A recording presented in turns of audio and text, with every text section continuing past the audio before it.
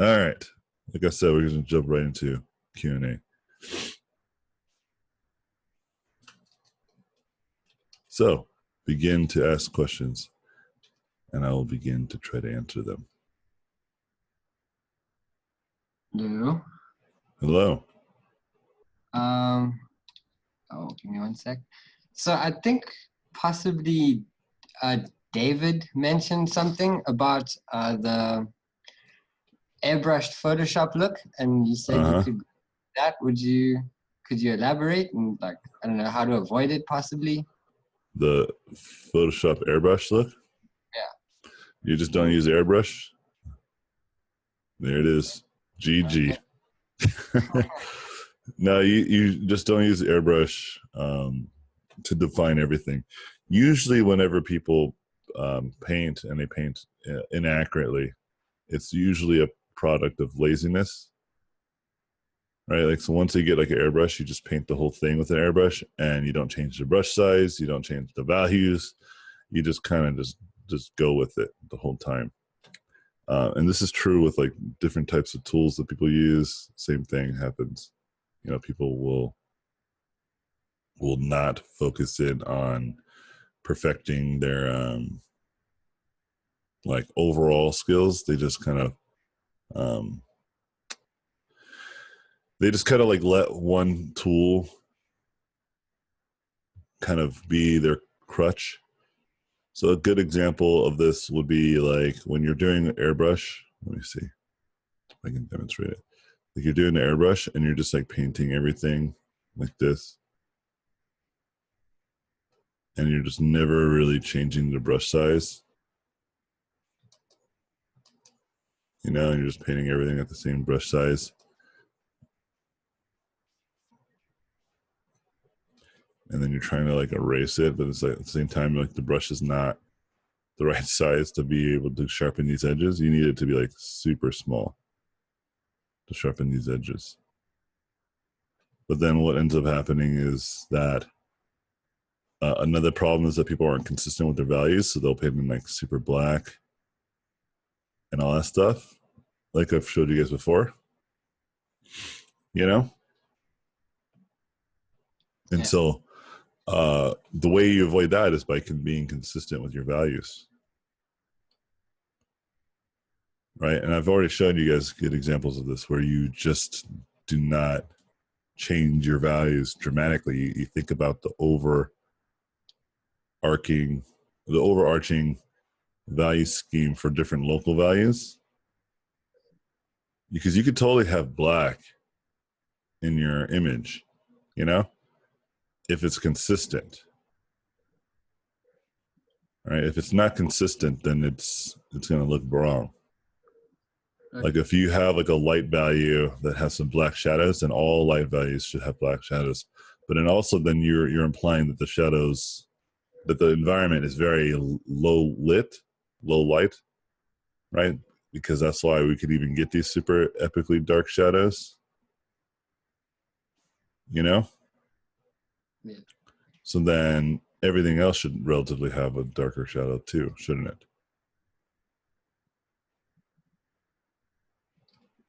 Okay, cool. Yeah. So, yeah, if you look at like a lot of traditional painters, that's kind of how they paint. You know, they like block in their shadows first, and then they'll block in all the other stuff.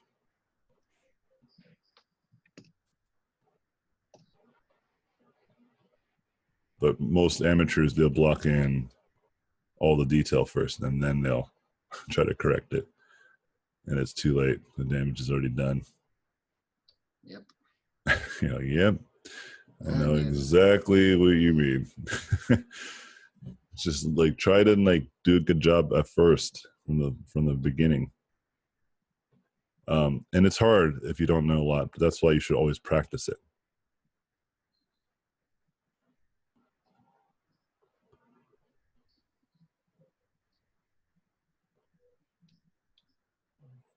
Any other questions?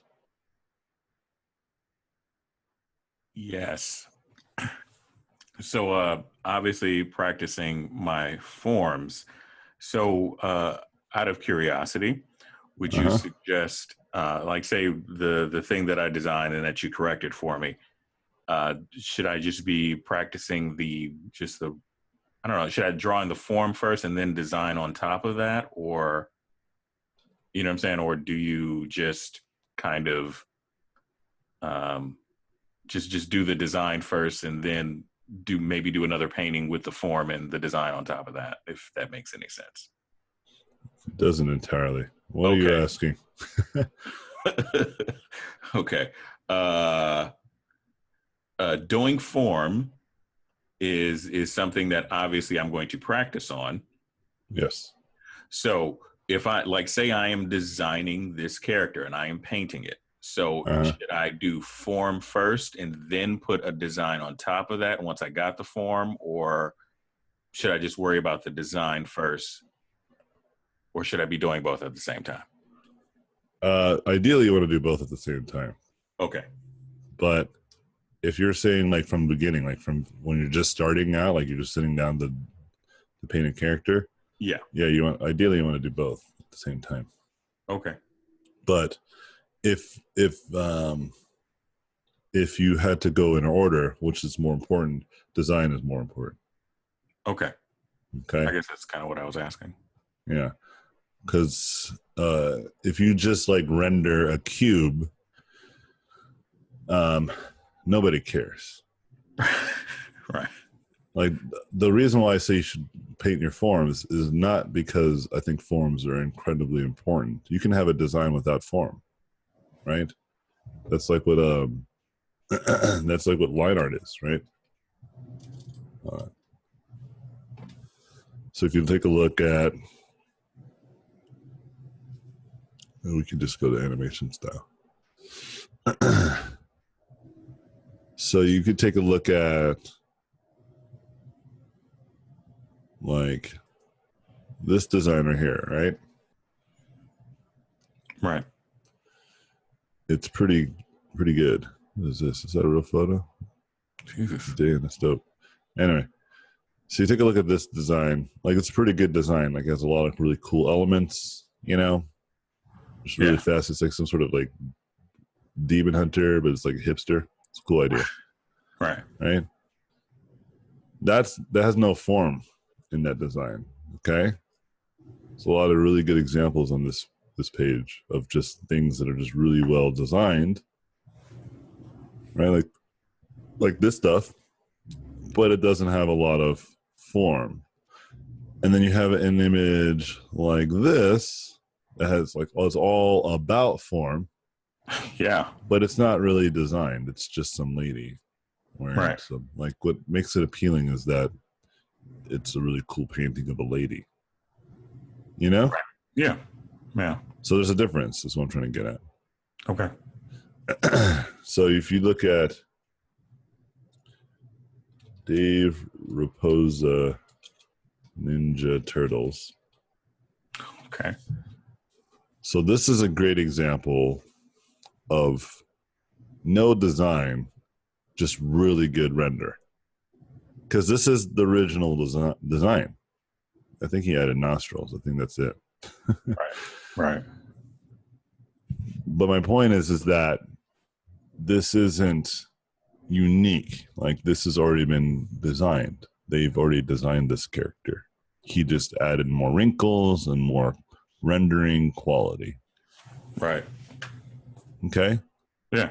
I'm not saying that it's bad. I'm just saying that's what it is. And sometimes people confuse that with good design. But then if you just type in Ninja Turtles,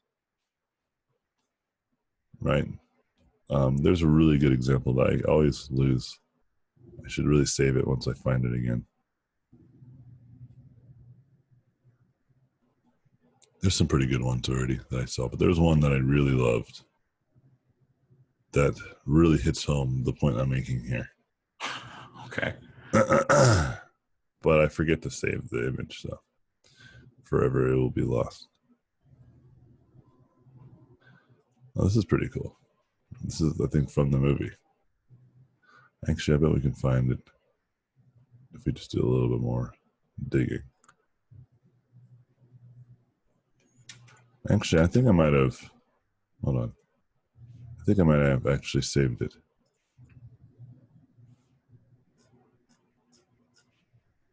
I did. This is a good example. So this one's not painted, but this is such a badass design. Right. Okay, so this is Leonardo. If you're focused on the design, right? Like, this is really cool. He's got like a samurai armor, you know. He's got like a little bandage on his cheek or his chin. I'm sorry, like his jawline. You know, he's got like multiple swords. He has smaller weapons. He's got long bandana that goes over his head. Looks like an actual ninja. It's pretty cool. You know, Donatello is even cooler. Right? Yep. These are really amazing.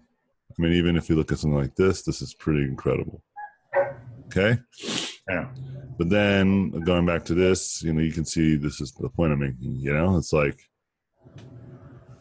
if we were looking to become better painters, this is the image you need to look at. If you want to become better designers, this is the image that you want to look at. Right. And then if you want to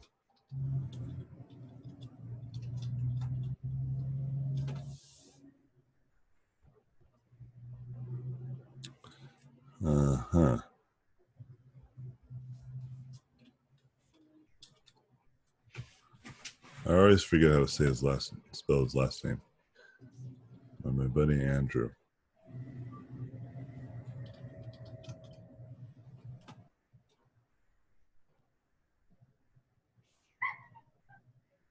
No artist, huh?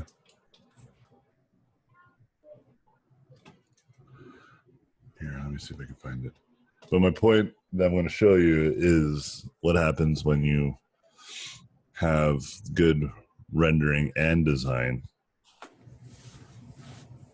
You end up with kind of like the work that my buddy has. He doesn't really do it that much anymore, though.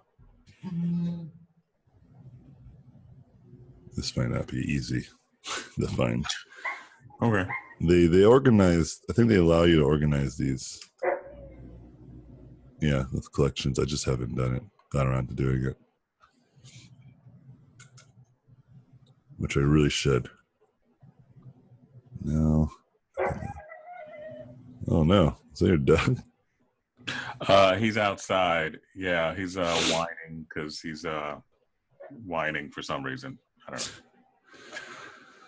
It's nice out. I don't know why he's whining. He just sees you. He's like, let me in. No, he's actually outside. Like, yeah, he can't see me. He knows I'm here. Yeah, I can't find it right off the top. But my point is that he did this really good Ninja Turtle painting, but it was like also designed, you know? Okay. So it was like rendered and it was designed really well. And in fact, I think they stole his design. You know? Yeah. Let me see if I can just find it, like Badass Raphael Ninja Turtles. Let's see if I can find it. By just Google search. Yep, there it is. Oh, okay. Yeah. Oh, Doma. Huh? That's what it is. I always get it wrong. Domacho? Yeah. See, so he painted this well, and he kind of redesigned Raphael a little bit. Yeah. And if you look at like the new Raphael design, there's a lot of similarities. And so, just saying. Anyway. That's out there. Yeah. Yeah, and so, you know, that's what a lot of people do not realize. They think that because you render good, then it's good design, and people think that because it's good design, it doesn't need to be rendered. You can do both, and when you do both, that's when you have something really awesome. It's like the same way that whenever I have my friends complain about movies, and like, movies aren't any good anymore, I'm like, that's objectively wrong. Like, there's tons of amazing movies, you know? And I started like going through the list of all the movies that come out that people love, you know? And then they're just like, well, that doesn't count. And I'll talk about like Hollywood blockbusters. Well, the Hollywood blockbusters are supposed to just be kind of like a little bit more for the masses, so there's a very high chance that you might not like it, because it's not really made for you, you pretentious asshole. Exactly. That's why I tell people all the time. It's fine. You don't have, like, they didn't make it for you, bro. It's They like didn't make the Supergirl TV show for a 44-year-old black man. exactly, absolutely right. And like, people don't realize that. Like, it's just like, it's fine, dude. Like, if you start to think this way, you'll be distracted. And so whenever I tell people, same thing with the art, like I'd say, when you start to think that your artwork is like, law or really good, objectively think about that. Like, against what context? If it's against, like, if you're doing like a really cool design that's for, supposed to reach like black audiences, for instance, and you have an entirely white cast doing whiteface or blackface, and they're like really stereotypical black, the worst stereotypes, and they paint their lips like super bright pink, it's probably not going to do well if your target demographic was black people. But if you make a movie, that has prominently black cast, but then they put on whiteface to kind of make fun of white people, and it's supposed to target black audiences, then it's probably going to do all right. That's like White Chicks. Have you seen that movie? I don't watch Wayans Brothers anything too much. Yeah. I like the scary movies, but yeah, when Spike Lee did it with Bamboozled, and there's been a few other movies where they tried to parody minstrel type stuff. So yeah, and so it's just like, I saw a clip of like Atlanta. They did the whiteface there too, and people are like, "Hey, this is offensive. Like, how come black people can do it?" And my argument is, anybody should do it. Like, it's not anyone's responsibility to not offend people. Like, we can't do shit in this world if that's the case, Like, I don't get offended when I see blackface. I just say that's stupid, and then I move on with my life. Yeah. Right? I do get offended if someone says, because you're black, you can't go watch this movie, or because you're white, you can't watch this movie. Do you see that stupid stuff about Black Panther, for instance? Yeah. Or like, if you're white, don't go watch. There were people that didn't really happen. Black people didn't really say that, but there's like people that were trying to spin that narrative, and I'm like, no one really believes this, dude. Like, no one's like, oh, save it only for the black people. Like, no, there's not. If that was true, there's not enough black people to fill up all the seats in the theaters, anyways. It's just statistically not possible. Okay? I often say there's not enough of us to make anything number one. Yeah. So the reason why Black Panther is number one is because of those good old Chinamen. It's not just the black people like watching movies 17 times in a row. It's this the global market makes all these Marvel movies fucking amazing. Yeah. And guess what? It was also just a good movie. And I always tell people, like, when you think about your own artwork and you think about like what you want to do, what you were afraid of doing, or what you want to try to do, as long as you're not inherently hurting anybody, you can do whatever you like. But when it comes down to it, focus on what matters. And in my eyes and what I've seen, design overrules everything else. If you have a good idea, regardless if it has some political stigma around it or it's not political at all, whatever. If it's just good, it works almost all the time. And people cannot face that reality sometimes. They think that this is good. And I'm like, it's not good. You may have liked it. Cool. But it's not that good. Right. Like, I remember watching Blade Runner. I liked Blade Runner. But I can see why it wasn't going to do well. And my friends and I argued about it, and they're like, well, no, like, it was really good, man. It was like so artistically powerful and all this stuff. And I'm like, yeah, that's cool, but no one gives a fuck about art. It's like, Like even artists don't give a fuck about art. Like we don't go to art museums every fucking day and like just worship the old artists of the past. Like, you know, I went and saw the David, you know, Michelangelo's David. Yeah. And I was like, man, this is amazing. But after like 5 minutes, like I was like, all right, let's see the next thing. You know, it wasn't like this like profound changing of my life. I've seen much better artwork. You know, objectively speaking, yeah, it's classic and it's really to be admired. But it's just a naked dude. It's just a naked statue. Like there's so much cooler stuff on ArtStation than Michelangelo's David.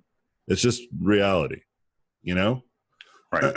And it's not to make fun of him and say that he was a bad artist. I'm just saying at the time he didn't have ArtStation.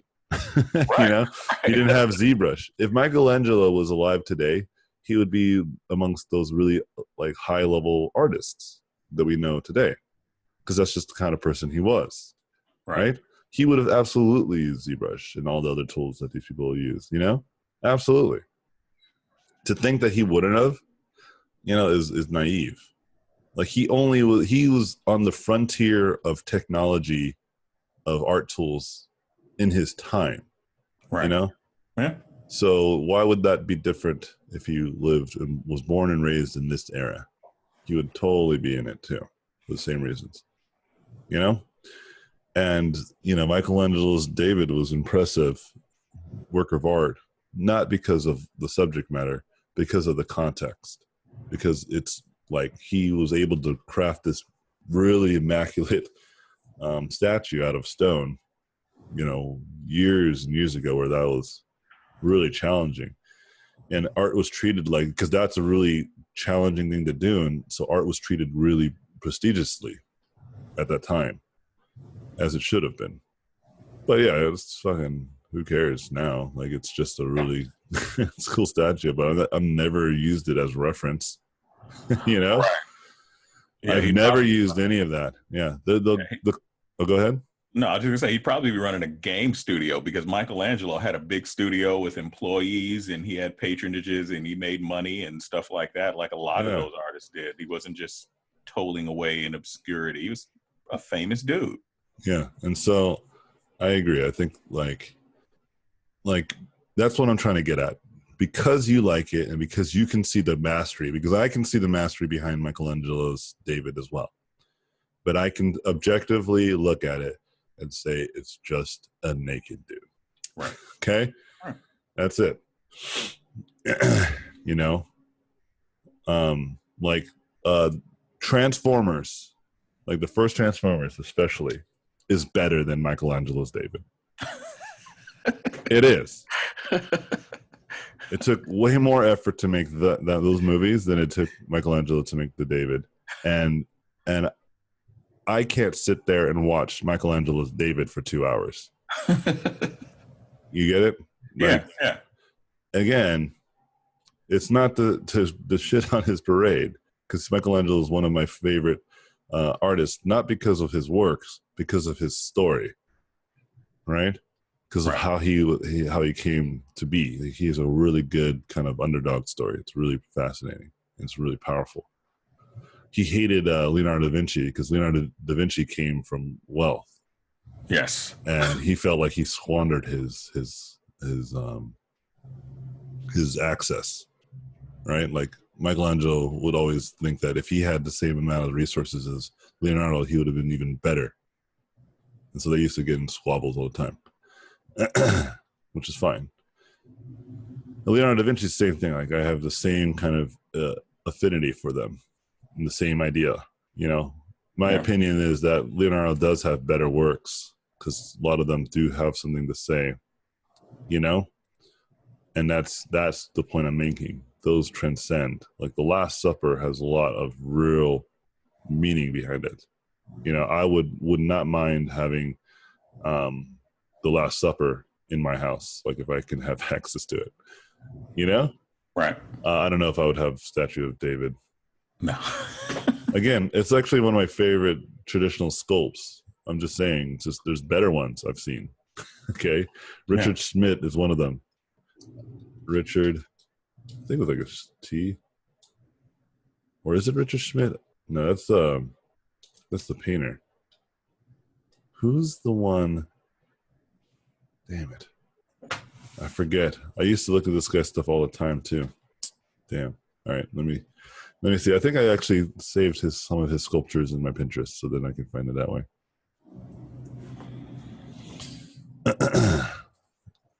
But even if I don't find it, there's plenty of good examples in here of what I'm talking about.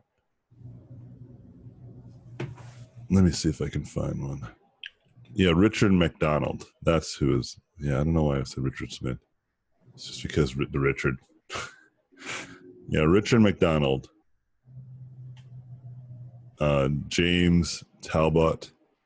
These guys, these motherfuckers, love their statues. You know, like take a look at this one. This is dope. Look at this one right here. Yeah, that's crazy. It's incredible.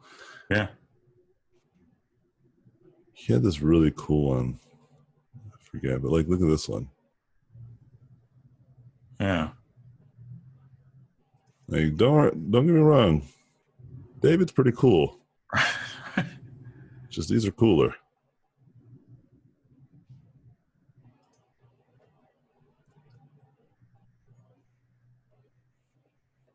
You know? Yep. and you know, that's all I'm trying to say. Like it was an honor and a privilege, and I was like, wow, this is really, you know, a moment that most people won't have access to, and I'm really happy for it, having it, you know? Yep. But I like Transformers more. Which seems funny to say. I wonder what happened if I post on Facebook, Transformers is better than Michelangelo's David. People would be like, what? And prove my point. People would be irate. Yeah, I'm quite sure of that. Yeah, I don't want to be a part of the Great Divide. It's fine. But like objectively speaking, it's true. Like whether you like David more, that's your opinion, right? Like, right? If I could have, like, if someone were to say, we will give you a statue of the David or a Transformers Blu-ray, you know, and not the real statue, so that because then that would be cheating, because I would obviously take that, no questions asked, right? That's fucking tremendous value, you know. But yeah. But if they're like, you know, like one of those souvenirs, they had the same values, like $20 little souvenir statue of David, right? If someone asked me, and I didn't have access to the Transformers Blu-ray DVD, someone asked me, would you rather have the Transformers Blu-ray or would you rather have this souvenir statue of David? I would get the Blu-ray. That's all I'm saying. Okay. And I think most of us would have something similar to that. Like if they were to say, like, if you didn't have Jurassic Park, and that's a much better movie than Transformers, right? But like if you were to say, like, we'll give you the Jurassic Park DVD, which you don't own, right? Or the Statue of David souvenir. Again, I think the same answer would be true for most of you. Or Star Wars, the first Star Wars film, which again is objectively really good. Yeah, no questions, man. No questions about it. I'd probably always go for the DVD or the Blu-ray. It could be like an action figure too. Like if it was like an action figure of Spider-Man or Michelangelo's David, I would be like, yeah, Spider-Man. Like especially those like sideshow ones. Yeah. You know what I mean? Like those like sideshow Spider-Man. Let's see if we can find one. Anything Spawn, dude. I love Spawn. I've never read the comics. I think I read only one. Yeah, I only read like one or two. But they're okay. Written-wise, they're okay. Okay. But I just love the look of Spawn. He looks so badass. Yeah. And none of these statues are as impressive as I was hoping. Oh, this one's pretty good. Yeah, I'll take that one. Let's see Spawn. Let's see what we got. Well, Spawn is not Sideshow. It's McFarlane Toys. Right. So So that's probably a misdemeanor. So let's do. I had a bunch of those toys when they first came out. All the Spawn toy, I had all of them actually. Yeah, man. Great. He changed the toy game totally. Let me see what we got here. There's like those like Viking spine, it looks like, or whatever. Like those are dope, man. I love it. This is super tiny. It's garbage. But you get my point. Like any one of these, really, even like the old school toys. Oh, I had this, dude. Man, I love them, man. I used to play the shit out of them. Oh yeah, look at this one. Yeah, dude. What is it, like Gunslinger Spawn? Yeah, hell yeah, dude. Would you take this or Michelangelo's David? This. I would have to go. I would definitely go with the which reminds me, I need to go buy some Spawn toys. Marketing. This is all. It's all a trick. This whole class was to get you to buy more Spawn toys. We've got you. This whole drawing all those triangles, Illuminati. God damn it. Yep. Advertisements. I'm part of Google. I'm actually now a real person. Right. They created an algorithm of a class that you might have taken, just so you can. And then I'm all deep AI, dude. Right. You're like my wife. Like if she sees something, she's like, "Oh yeah, I'm gonna buy that." I'm like, "What? No, Yeah. You didn't need it like a moment ago." He's like, "I did need it." I was like, "No, you literally were not thinking about it at all. It had never crossed your mind." And then you just saw this commercial of like literally like she'll watch a commercial on TV, and she's like, "Oh yeah, that's really good. I should get that." I'm like, "No, we were doing fine without it." I am exactly like that. But I budget my money wisely, so. Okay.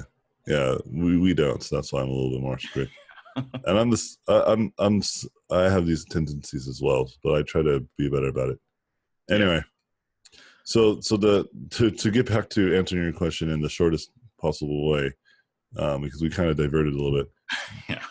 But the best answer to that question is you should always put design ahead of almost all other things, like the ideas and the designs ahead, because that has more staying value. Okay?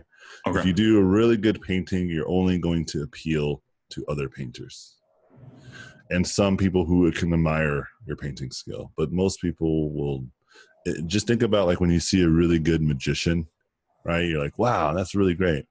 But then you go back to your daily life. Right. That's how people look at our stuff when they oh man, it's really impressive.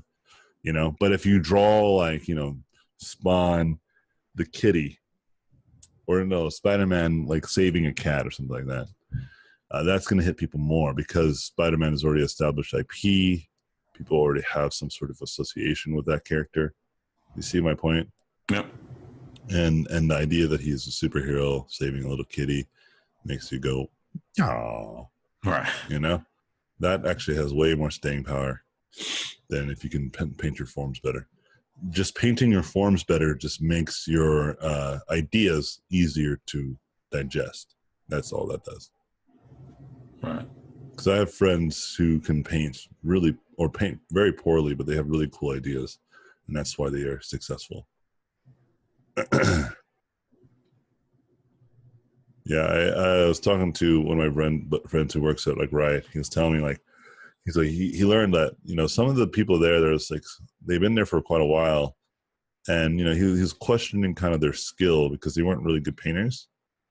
But when they would do reviews and he would submit his work compared to theirs, and like their work would almost always get like a lot of praise and people would get really excited, and he felt that way too. Like he really liked their ideas, right? And that's when he realized that, because he wasn't getting that same kind of feedback. The people were like, oh, you need to push this more, like this isn't really that interesting, or like why would we want to, like, and he started realizing that he was just painting really good, he wasn't designing really good, and so he changed his tune a little bit. He started focusing on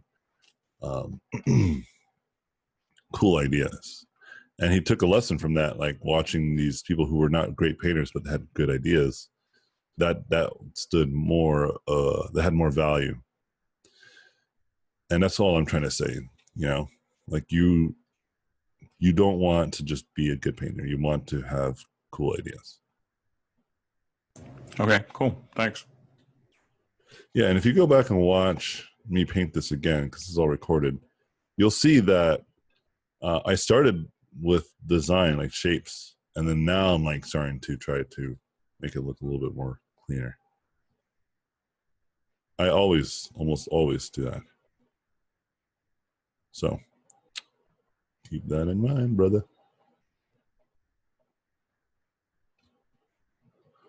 Any other questions?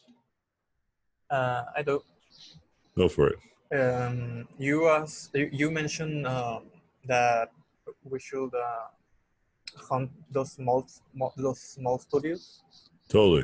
in like shows, and I wanted to ask you like what would be a like mm, a priority on those events, because I mean if I could I would go to all of them, but See you later, David. It was an honor and a pleasure. I need to be like financially smart so I can do all those trips. Wait, say it over time.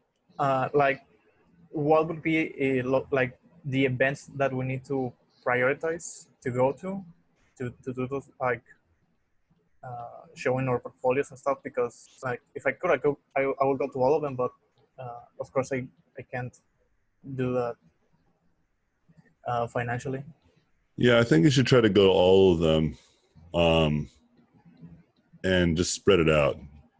So meaning like if there's one in the beginning of the year, you should try to go to that one. And if there's one in the end of the year, you should try to go to that one.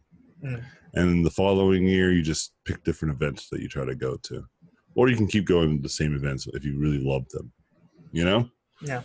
But yeah, I would say just pick ones that are accessible to you, you know, the ones that are the most affordable. THU, I think, has a lot of value because you just have a lot of artists in the same room, under the same roof. THU? Yeah, Trojan Horse was a unicorn. Oh yeah. Yeah, it's probably one of the biggest art kind of festivals / gatherings. It's really expensive, but it's like an experience apparently. Like I've never been, but from what I've heard, like it's just incredibly it's like really incredible. It's really amazing. And so yeah, I would highly recommend doing that, you know? Yeah. But other than that, like there's some local ones almost everywhere. You just got to find them, and they might not be big and epic, but you should still go to them if you can like drive there. Yeah. The thing is, like here, I've been finding and I've been looking, but I really can't find anything. So I'm thinking of first in the Wait, where are you at exactly? Monterrey, Mexico. What is, how do you say it? Monterrey. Or how do you spell it? Like Monterrey with 2 R's. Monte with a E. No, like let me type it in the chat. Yeah.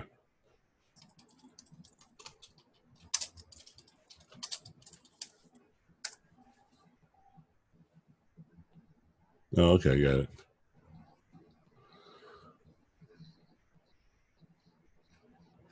What is this about? La Mole is like the best convention in Mexico. There's For what? really good artists there. For art? Not for art, it's like Comic-Con. It's like Comic-Con. So they have an artist alley. So yeah, there is some art. Yeah. So you can go to that. It's in Mexico City. Right? Right. Okay. And you can just type in Mexico art conventions. Let's just see what we can find.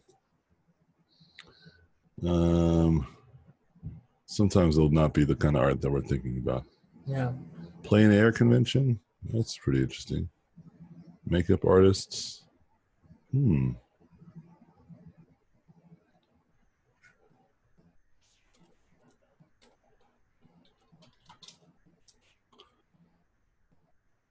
Zonomaco. Oh yeah, this is like modern art. Yeah. Oh, that's really cool. Yeah. What is this trash? Wow, that's pretty big though. Look at that, like massive. Yeah, but not the stuff that we really do. Yeah, but just keep researching. I mean, at least the Comic-Cons are everywhere, man. Yeah, And Comic-Cons have artist alleys, and I actually you can get your own booth. Yeah, I actually had a booth once. Oh, see, there you go.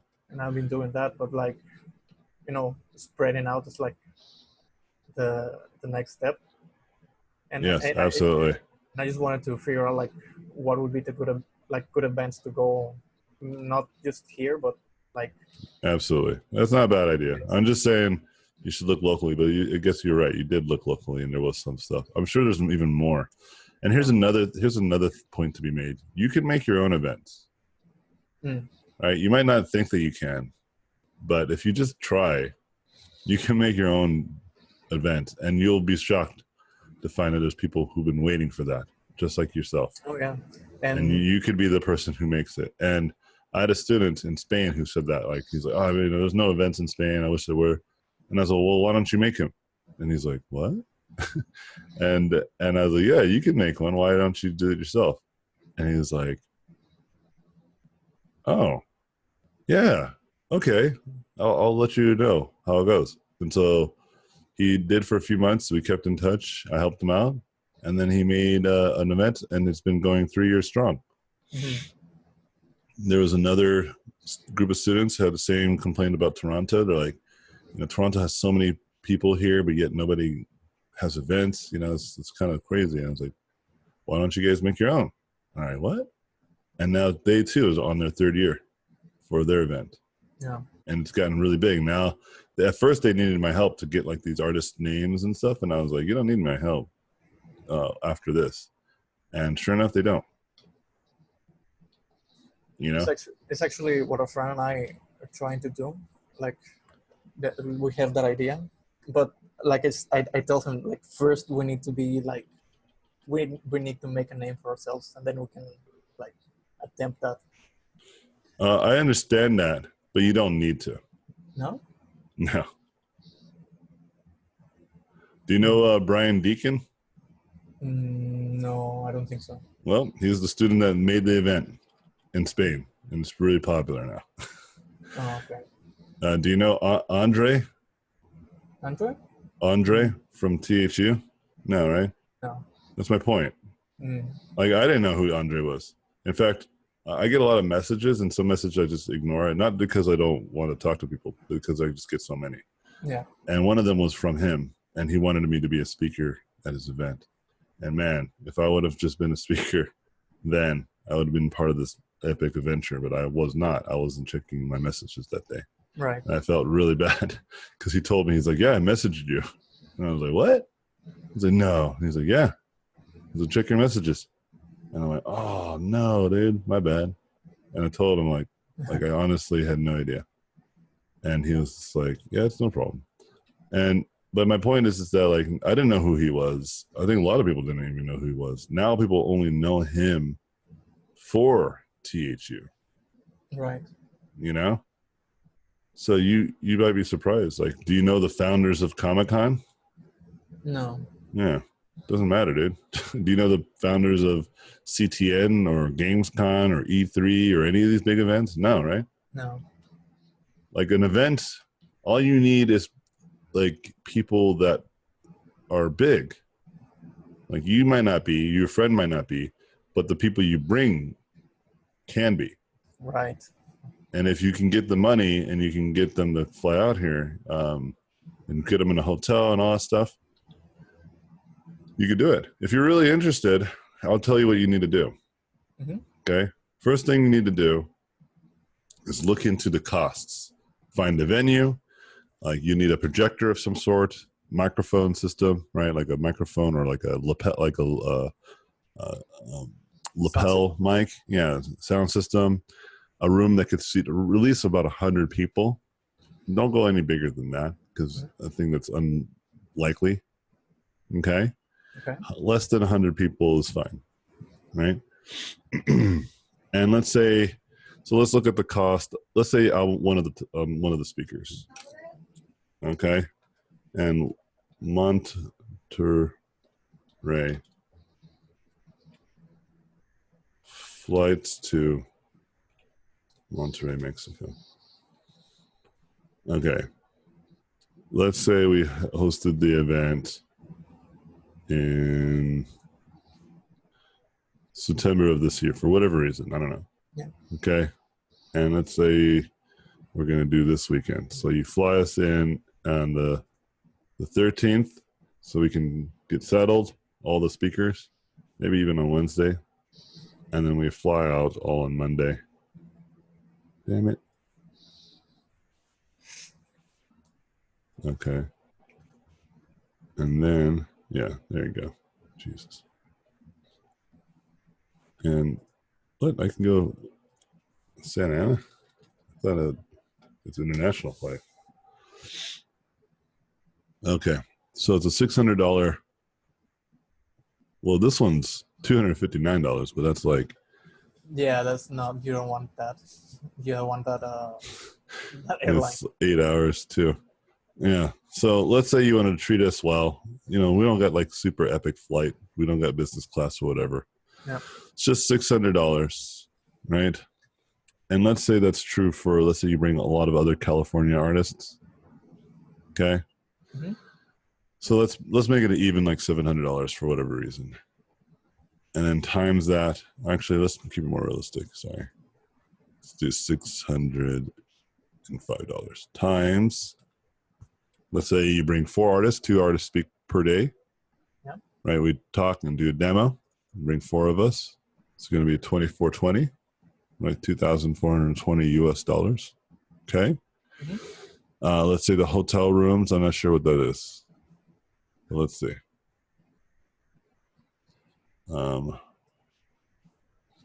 Hotels in Monterrey, Mexico. Let's go to the ones that have high stars. I don't know which one's good, so we're just going to pretend that this is the good one. Okay, I don't know if that's pretty cheap still.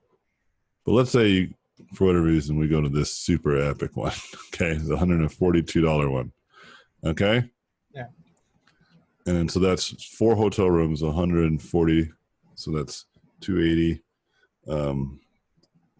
for or 560. Right? I think that's right. Let's just say it's 560. Let's just pretend that it is for each of us. So that's like per night though, right? It's actually 560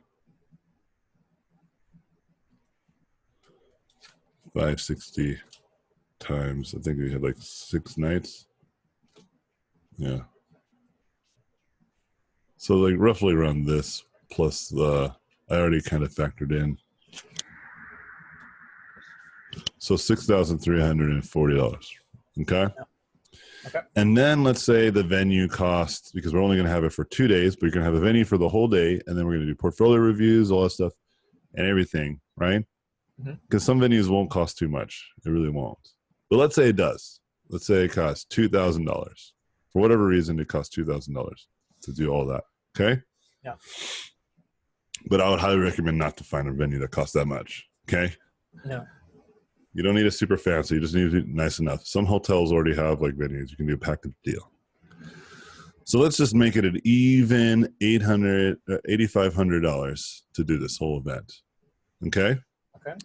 And then let's say that you can only have 100 people show up to this event, right?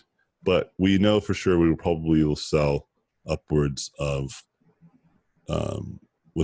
like 60 tickets. That's pretty realistic. So just divide this number by 60. So $141 per ticket. Mm-hmm. So if we just say, okay, we know for sure we can sell tickets. For a 2-day pass, it's $150. Yeah. Times, let's say we sell 65 tickets, then we got more money. We have enough money to fly everybody out. We have enough money for the hotels. We have enough money for the venue. We even now have money for us, like the guests. You could take us to lunch and dinners, you know? Okay. And then you can make VIP access tickets. So let's say a ticket that costs $250, $100 more, but then they get to be part of all the dinners, right? If you only sell 10 of these tickets, you just $2,500. You see what I'm saying? Yeah. And if we were to still sell the 65 tickets on top of that, which was still, I think, was almost 10,000. It was like 950, I think. So then you've got more money to spend that you could put to after parties, all that stuff on each night. And then you guys can pocket your own money at the end. And then use that pocketed money to book the next event for the next year and save it for flights for the next artist. Maybe get some international artists where the tickets will pay thousands of dollars. Right. You know? Yeah. See, that doesn't seem too impossible, does it? No. It doesn't seem like you can't sell, like if you can't sell 60 tickets, that doesn't seem reasonable. For $150, if you brought like someone like me, I can get my buddy Dan Levisi, right? I can bring like Tyson Murphy, anybody in California, I can bring. Blizzard employees, Riot employees, and then that's just how you sell it. It's like these guys from Riot, Blizzard, whatever, right? Yeah. So the way that you do it is you get a mailing list, and you start to get that mailing list above 200 people. Once you get above 200 people, then you know that you can sell roughly 60 some odd tickets. Yeah. Not 60 people, because some people will just sign up just because they want to know, but they don't have the money, right? And $150 is reasonable, okay, for an event where it's full day, like 2 hour or 2 days full, like 8 hours days with lunch, and all that stuff, and then like portfolio reviews. Everyone who buys a ticket gets a portfolio review.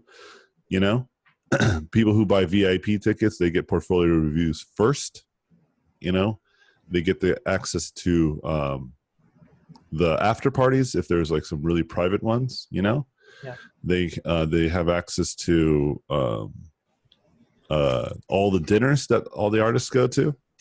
You know, actually the after parties you should make available to everybody, but definitely the dinners and lunches, they can attend all those. And if you only sell 10, that's reasonable. Then you have those. You have you and your friend, the 4 other artists, and then 10 other people. That's 16 people. Yeah, that's reasonable. Yeah. You know, and then the lunch and everything is paid for. Or the lunch and dinner is paid for. So you can find places where it's not super expensive, and you can get package deal and pay for their lunches and dinners. You know. Yeah. And that's exactly what my students did, exactly to a T. And every student that's done this has successfully done this. I had a student who did it in Brazil, and he was like, I don't know if we can sell like 60 tickets. We sold 80. Wow. Okay. Yeah. And then all the people that went to that event were like, I didn't even know that there was 80 artists that cared about this. I was like, I promise you there's even more that just didn't know about this. And then my friend was like, you're right. Because after the event, all these people emailed him and was like, oh, what? I didn't know you had all those people come down and do a talk, you know? He's like, I would have went. And he's like, dude, I've been advertising this motherfucker for months, you know? It's only until, because most people thought maybe it wasn't going to happen, but then they saw pictures and it looked so much fun. And my friend did exactly that. We had after parties, we had VIP, we had lunch and dinner, everything was paid for. I didn't spend a single dollar, right? Yeah. And if you want to pay the artists, you can. But in this first event, most of my friends, I can convince them just to go if everything is paid for. Because we're all about helping the community. You know, if everything's paid for and it's nothing, like I don't have to spend a dime, like that's the payment. I get to see a beautiful city, a different part of the world, and hang out with other artists from a different part of the world. That's more enough of a reward for me. Getting paid is nice. Don't get me wrong. But maybe the next event you can do that. Get it? Yeah. When you feel more confident that you can afford it. But I can help you with the people. You just need to do all the groundwork. I know nothing about your city. I know nothing about the cost of the hotels, the restaurants, any of that. You do. So you have to do all that. And you can make an event there, and then who knows? Maybe you can be like my students and have an event every 3 years. Right. Or every year. Annually. So the event that Edge Control, let's see if I can find it by, there you go. Yeah, so see, this is the one that my students are doing. So this is their third year. Cool. You see? Yeah. And they like built like a cool little website, and then the tickets are. Let's see how much the tickets are.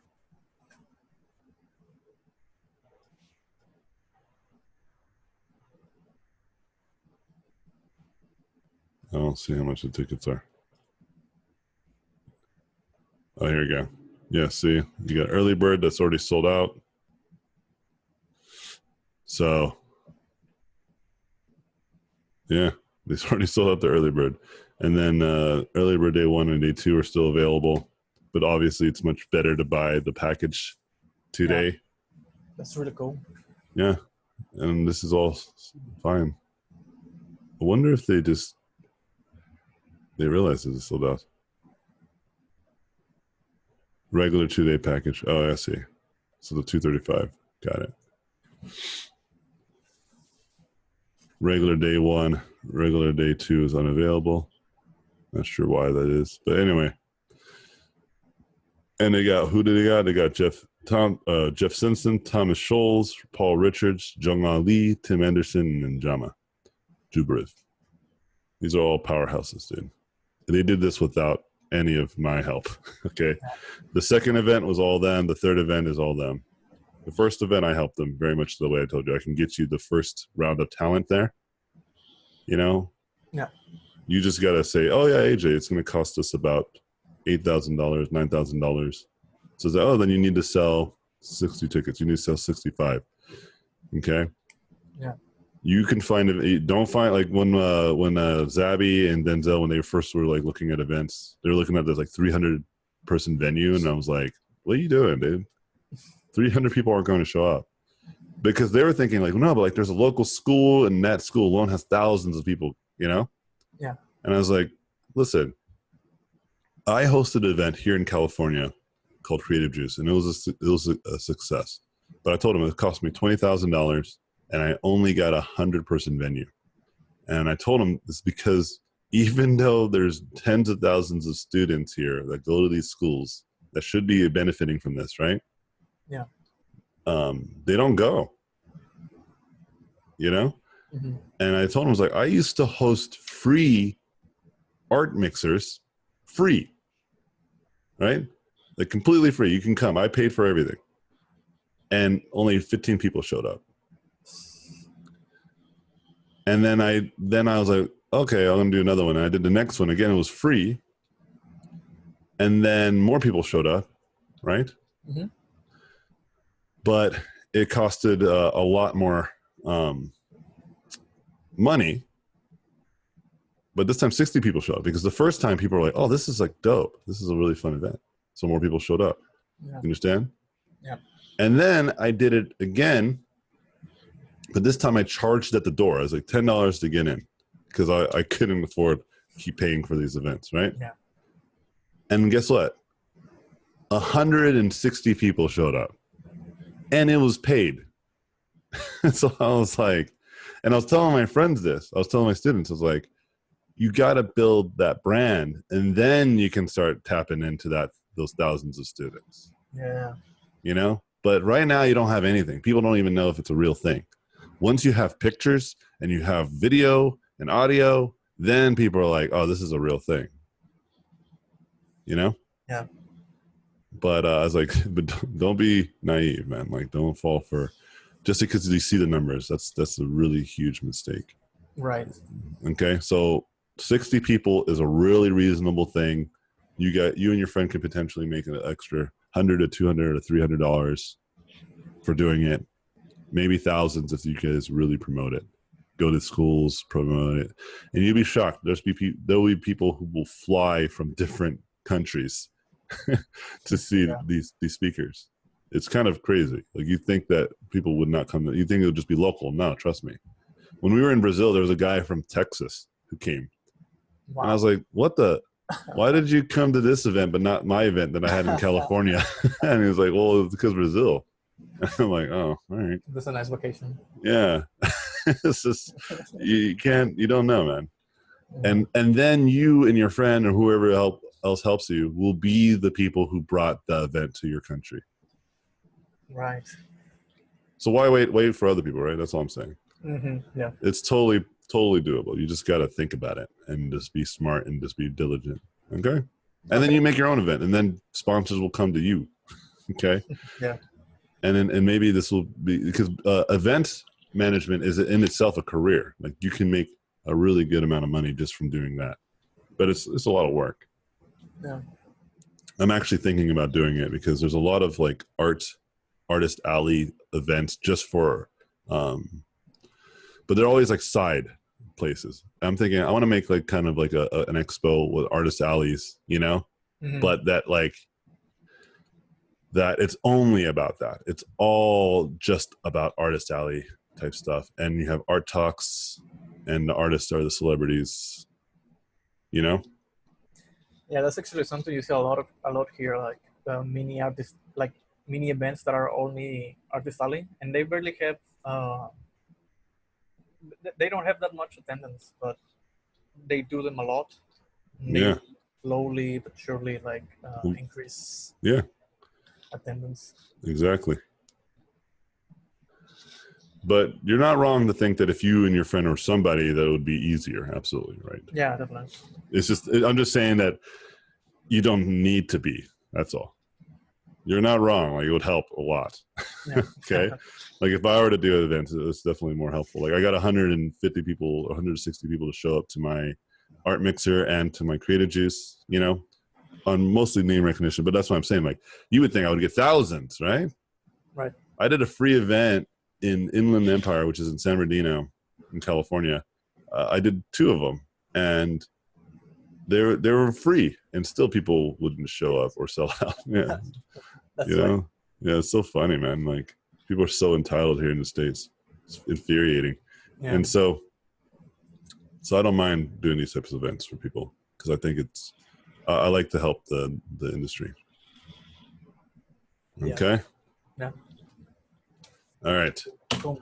I'll take one last question and I'm going to roll out, let you guys live your lives.